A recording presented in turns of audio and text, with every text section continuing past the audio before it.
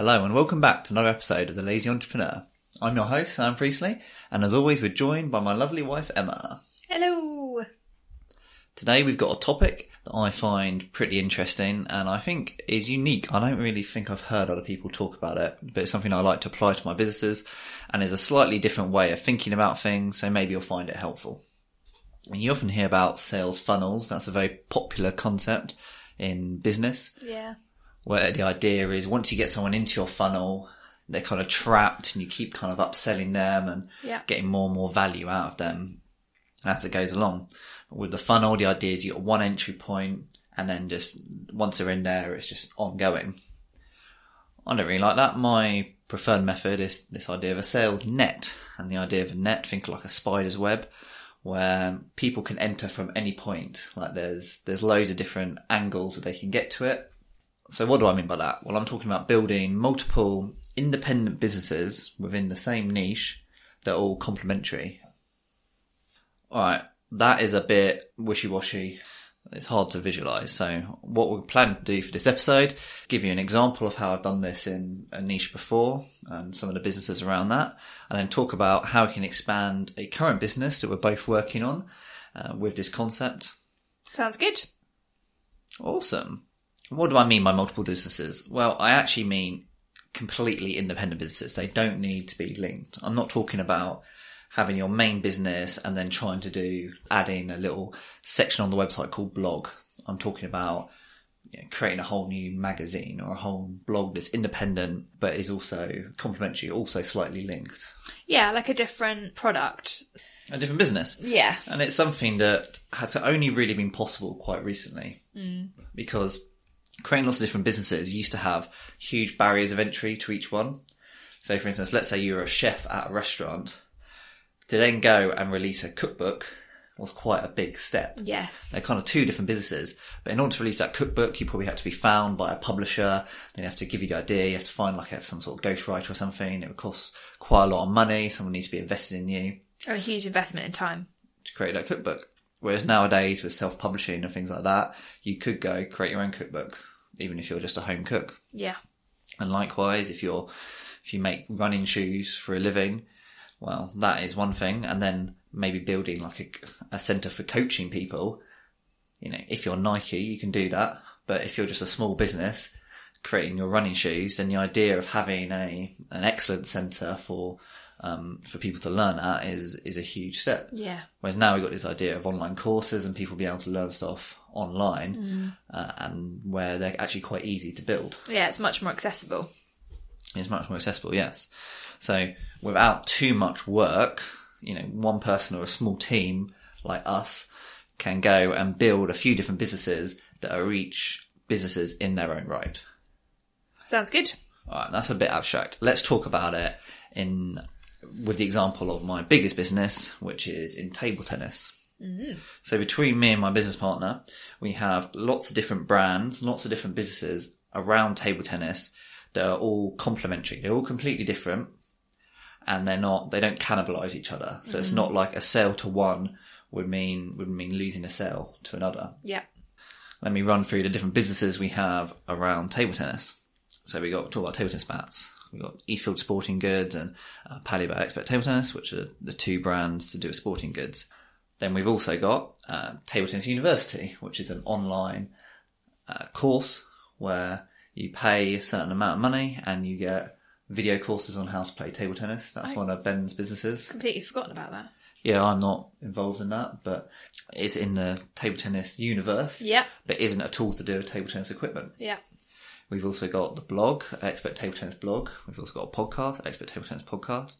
We've got a YouTube channel. We've got the Expert in a Year YouTube channel where we had my video that's now got 10 million views and a lot of other videos around that about my career learning to play table tennis. We've also got a book, the Expert in a Year, the Ultimate Table Tennis Challenge book. All quite separate businesses and all of which make money and are profitable in their own right. Yeah. So how do they link? Well, the idea is that, say, in the book, I'll be talking about kind of the equipment I use, for instance, and then I'll have a link in there to the equipment we use, our Eastfield Sporting Goods. Yep. On the YouTube channel, when you watch, say, guy plays table tennis every day for a year. At the bottom, there'll be a load of links to, buy the bat that Sam used, or we turn this into a book, read the book, which then link to Amazon or wherever it is you can buy those products. That's cross-selling, but they're all complementary. So the idea is that rather than with a sales funnel, you're often kind of winding the person up by adding more and more costs to something quite similar that they're wanting to buy. Yeah. So whereas with this, it's a different angle. We're giving them loads of other stuff that they might find useful and they might not have thought of. Yeah.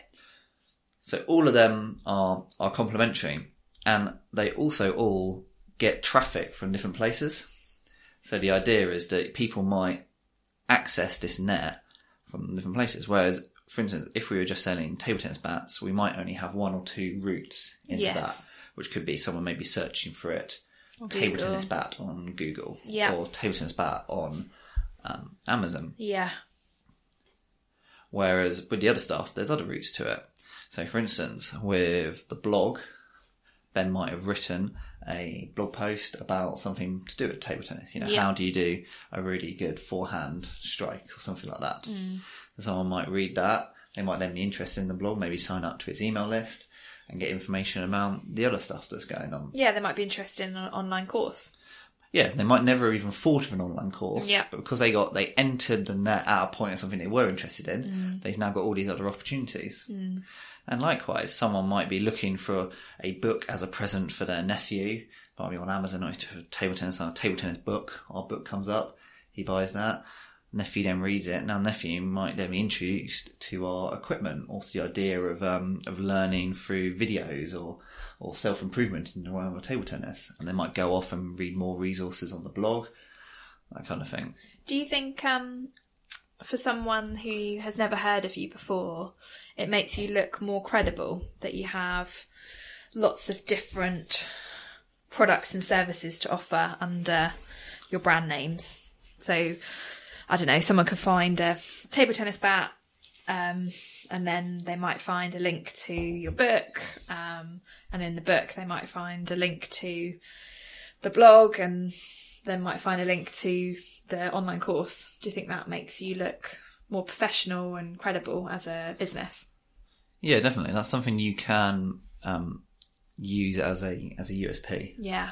As a selling point. And it's something I think it's true for this business, for this niche, for table tennis.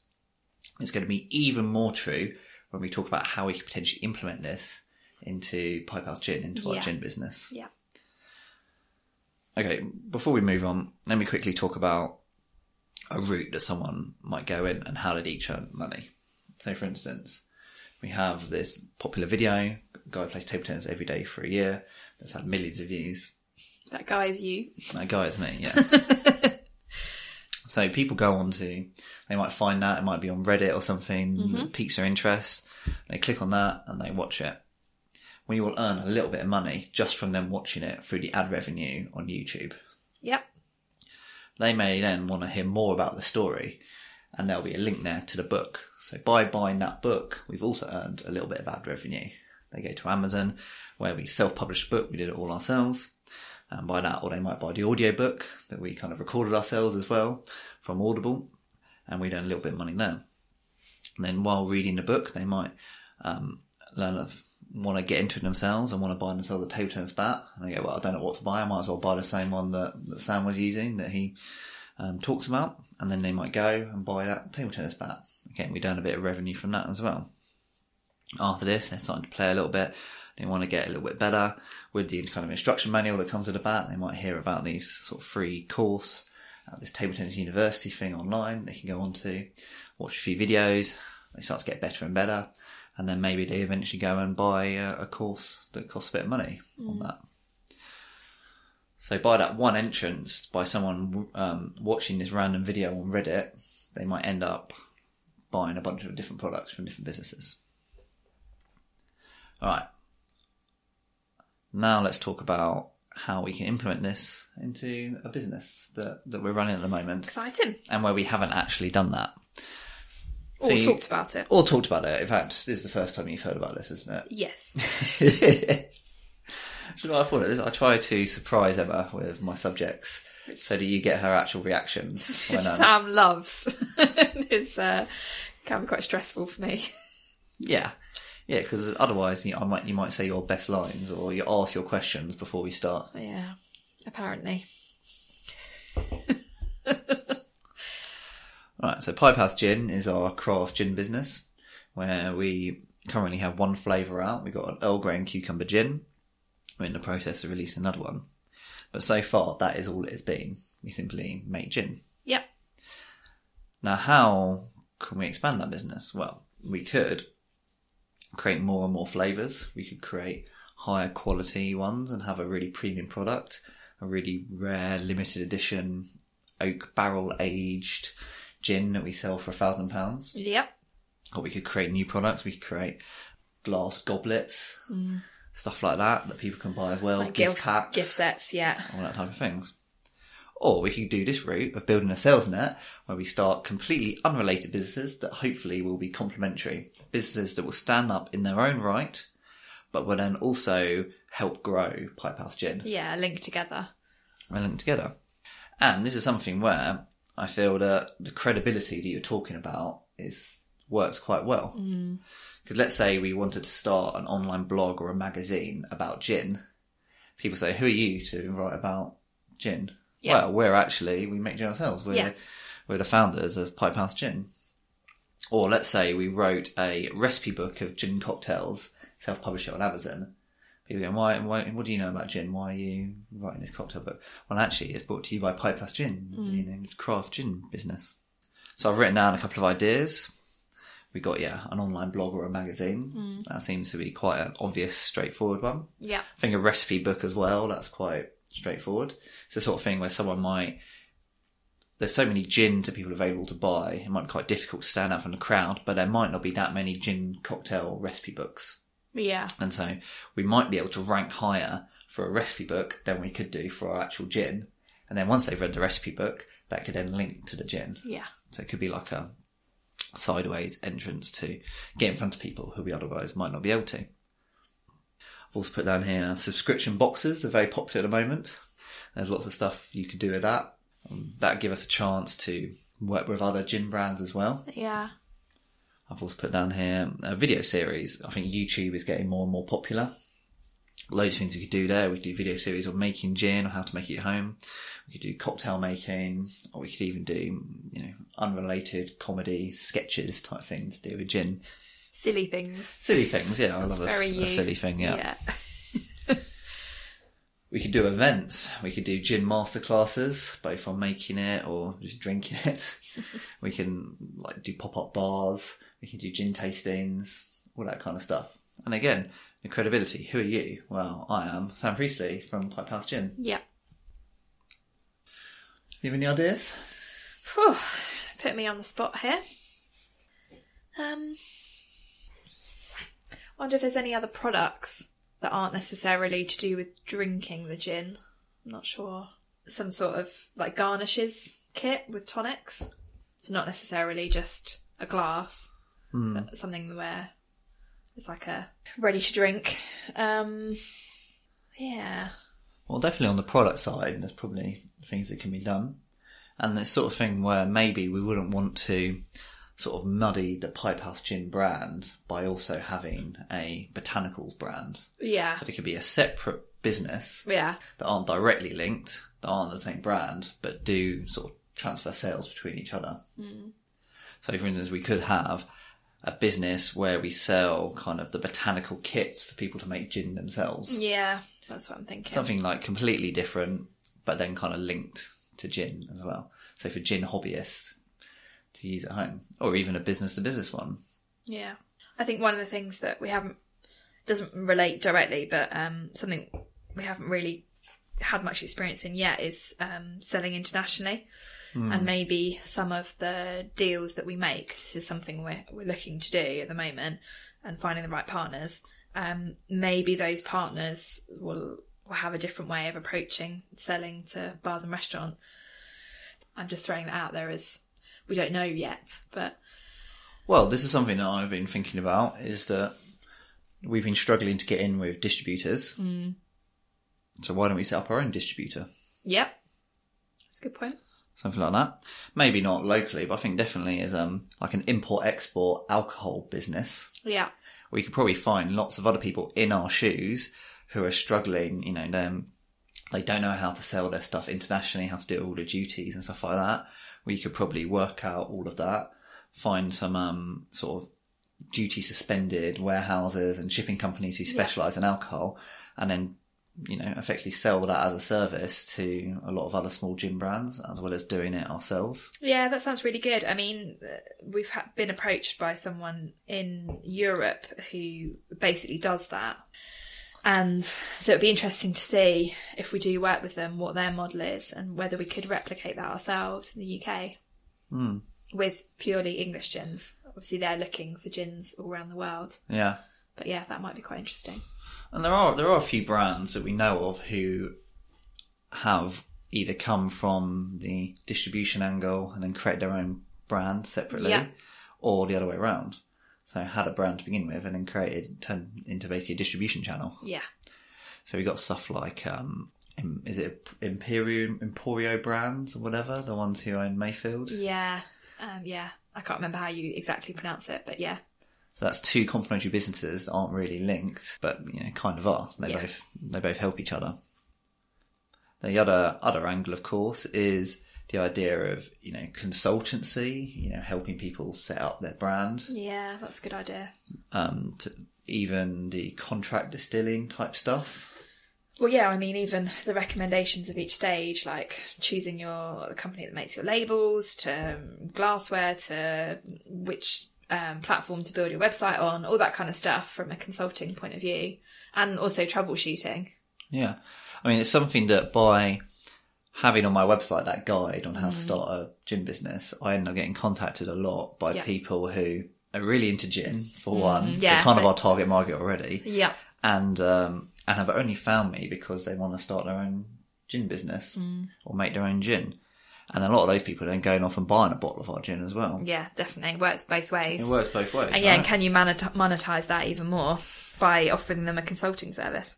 Exactly, yeah. Could we do some sort of consulting for them? Could we do, maybe find a few different distilleries around who we're set up with, and we got kind of all the intellectual property stuff sorted, and we know they'll be able to make 250 bottles for someone, and do that as a service. So we'd be like the one point of entry for someone who wants to start their own gin business. We consult with them on how to come up with a recipe, all that kind of stuff. And then we then have the outsourcing partners who we could have refer a friend affiliate deals that we can hook them up with straight away. Because that's the problem a lot of people have, is they're really struggling to find people to work with. Yeah. So by having us in the middle, it works both for the distillers and for the people coming in. Yeah. From the distiller's point of view, we're effectively vetting everybody beforehand. Everyone who's coming from us to them is committed enough to have paid us a certain amount of money, so they get rid of all those kind of time wasters. And then from the people coming in, we're like the easy point of access.